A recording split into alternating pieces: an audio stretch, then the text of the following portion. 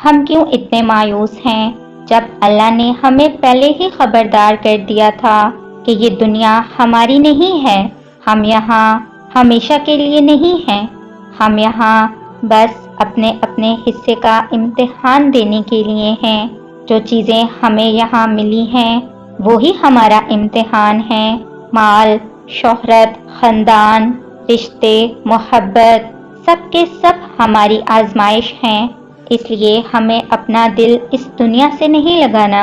इस दुनिया की चीज़ों के साथ हद से ज़्यादा लगाओ हमें तकलीफ के सिवा और कुछ नहीं देगा। इसलिए बस अच्छे से अपने हिस्से का इम्तिहान दें, अगली दुनिया के लिए खुद को तैयार करें।